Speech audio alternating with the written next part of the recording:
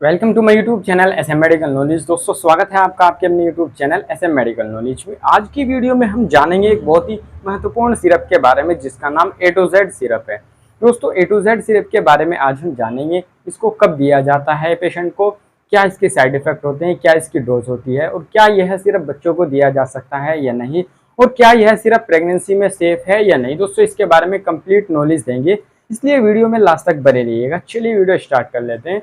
दोस्तों video start करने से पहले आपसे एक रिक्वेस्ट है, एक गुजारिश है, यदि आपने हमारा चैनल अभी तक सब्सक्राइब नहीं किया है, हमारा चैनल सब्सक्राइब करें, वीडियो लाइक करें, कमेंट करें और शेयर करें। दोस्तों वीडियो स्टार्ट कर लेते हैं। दोस्तों जो ए टू जेड सिरप होता है यह एक मल्टीविटामिन मल्टी मिनरल्स इस तरह का साल्ट होता है, इस तरह का कॉम्बिनेशन इसमें इसके अंदर होता है। ये बात कहने की है दोस्तों, ये जो सिरप होता है यह एक मल्टीविटामिन सिरप होता है जिसके अंदर एस्ट्राजेंथिन होता है।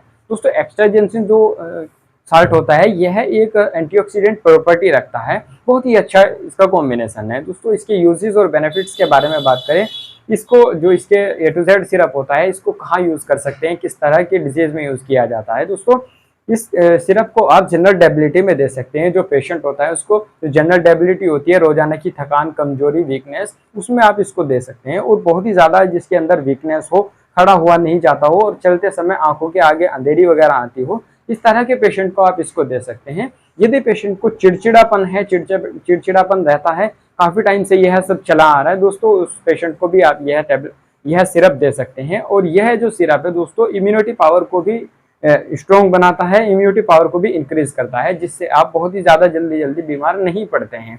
दोस्तों उस पेशेंट को भी आप इस सिरप को दे सकते हैं जिसके खाया पिया ना लगता हो, खाता पीता तो अच्छा हो बट खाया पिया बॉडी को ना लगता हो, उस पेशेंट को दे सकते हैं। बहुत ही अच्छा इसका रेस्पॉन्स है। और इसके साथ साथ आप उस पेशेंट को भी दे सकते हैं जिसके अंदर बार बार विटामिन और मिनरल्स की डेफिशिएंसी हो जाती है, डेफिशिएंसी दिखाई देने लगती है, जैसे कैल्शियम वगैरह कम हो जाता है, विटामिन ए, ई, मतलब कुछ इस तरह के जो विटामिन होते हैं वे कम हो जाते हैं। दोस्तों उस पेशेंट को भी आप इसको दे सकते हैं। और जो यह सिरप होता है यह डाइजेशन को भी इम्प्रूव करता है। दोस्तों जो आपके डाइजेशन होता है उसमें भी इम्प्रूवमेंट लाता है। तो दोस्तों यह जो सिरप होता है जब आप इसको लेते हैं, या किसी कोई पेशेंट ऐसा है जिसके अंदर एचबी कम है, इसका लेवल कम है, दोस्तों उसको भी आप दे सकते हैं, उसके लेवल को भी यह इंक्रीज कर देता है। सिरप को एल्केम फार्मा द्वारा मैन्युफैक्चर किया जाता है। और यदि इसकी हम एमआरपी के बारे में बात करें तो लगभग 145 की एमआरपी में यह आपको किसी भी नज़दीकी मेडिकल स्टोर से बड़ी आसानी से अवेलेबल हो जाएगा। तो दोस्तों यह जो सिरप होता है यह एक मैंगो फ्लेवर में अवेलेबल होता है।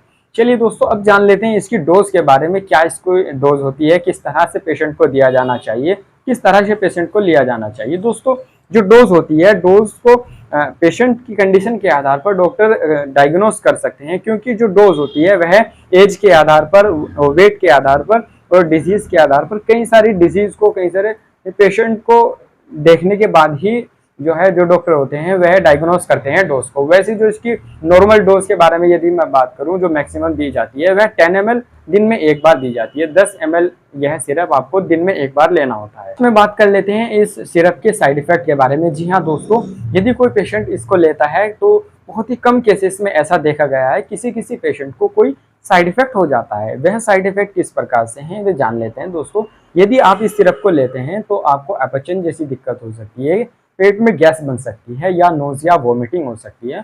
यह जो साइड इफेक्ट होते हैं बहुत ही कम केसेस में देखे हैं। दोस्तों यदि इससे अलग कोई डिजायरेबल आपको साइड इफेक्ट नजर आता है, दोस्तों इस सिरप का आप उपयोग रोक करके अपने डॉक्टर से कंसल्ट कीजिए दोस्तों, जिससे फर्दर ट्रीटमेंट आपको दिया जा सके।